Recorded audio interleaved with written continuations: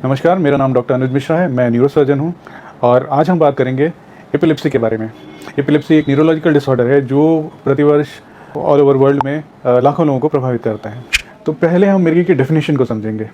मिर्गी ब्रेन के न्यूरॉन्स में एबनॉर्मल इलेक्ट्रिकल एक्टिविटी होने के कारण एक होने वाला क्रॉनिक कंडीशन है जो न्यूरॉन्स में अनकंट्रोल्ड इलेक्ट्रिकल डिस्चार्ज का परिणाम होता है। इंपॉर्टेंट बात यह है कि सीजर्स का सिंगल एपिसोड एपिलेप्सी नहीं होता है, दो अनरिलेटेड इवेंट होना बहुत ज़रूरी है एपिलेप्सी डायग्नोज करने के लिए। WHO के अनुसार वर्ल्ड ओवर 50 मिलियन लोग इससे अफेक्टेड हैं और अपने देश में हर साल लाखों लोग इसके शिकार होते हैं। तो अब एपिलेप्सी या सीजर्स के कॉजेज़ और रीजंस के बारे में बात करते हैं। मोस्ट ऑफ द टाइम्स इसका रीज़न अननोन होता है, लेकिन कुछ नोन कॉजेज़ भी हैं, जैसे हेरिडिटरी, ब्रेन ट्रॉमा के बाद, इन्फेक्शंस की वजह से, या कुछ डेवलपमेंटल डिसऑर्डर जैसे सेरेब्रल पैल्सी, ऑटिज्म जैसे बीमारियों के साथ में। ट्रिगर फैक्टर्स में स्लीप डेप्रिवेशन, तनाव, हार्मोनल चेंजेस और फ्लैशी लाइट्स भी हो सकते हैं। इन कॉजेज़ को समझना सीजर या एपिलेप्सी के प्रिवेंशन और ट्रीटमेंट में बहुत ही हेल्पफुल हो सकता है। सिम्टम्स को पहचानना एपिलेप्सी या सीजर्स के मैनेजमेंट और ट्रीटमेंट का पहला स्टेप होता है। यूजुअली तो ये सीजर्स के टाइप के हिसाब से डिपेंड करते हैं सिम्टम्स, बट कॉमन सिम्टम्स हैं अचानक बेहोश हो जाना, हाथों पैरों का अचानक से हिलने लगना या ऐंठ जाना, झटके आना, भ्रम होना, खाली घूरना या डेजा वू की स्थिति होना, सीजर के एपिसोड के बाद थकान, सर दर्द या मेमोरी लूज करना। अगर दौरा 5 मिनट से ज़्यादा समय तक बना रहता है तो तुरंत मेडिकल हेल्प की ज़रूरत होती है। अब आते हैं सीजर्स के टाइप्स पे।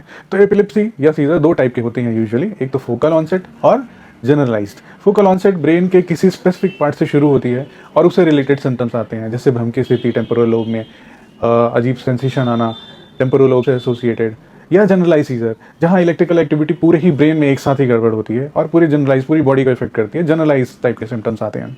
बच्चों में कुछ स्पेशल टाइप के सीजर्स भी होते हैं, जैसे फेब्राइल सीजर्स। बहुत तेज़ फीवर आने पे और अगर फीवर कंट्रोल ना हो तो उसके असर से ब्रेन पे जो असर पड़ता है उससे भी दौरे आ सकते हैं।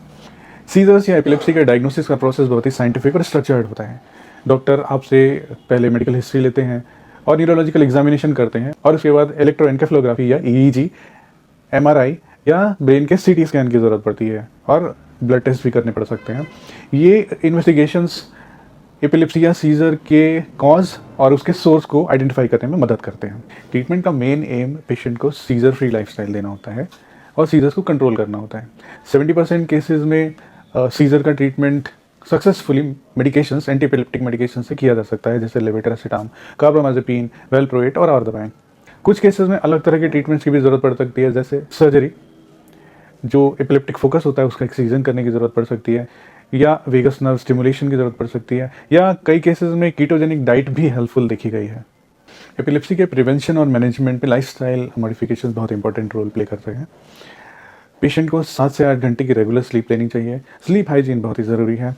स्ट्रेस मैनेजमेंट बहुत इंपॉर्टेंट है और नॉन ट्रिगर्स से परहेज़ करें, जैसे अल्कोहल अवॉइड करें, कैफिनेटेड ड्रिंक्स ना लें और रेगुलरली खाना खाएं। फैमिली को एक्टिव सीजर के दौरान पेशेंट के मैनेजमेंट का ट्रेनिंग होना बहुत ज़रूरी है।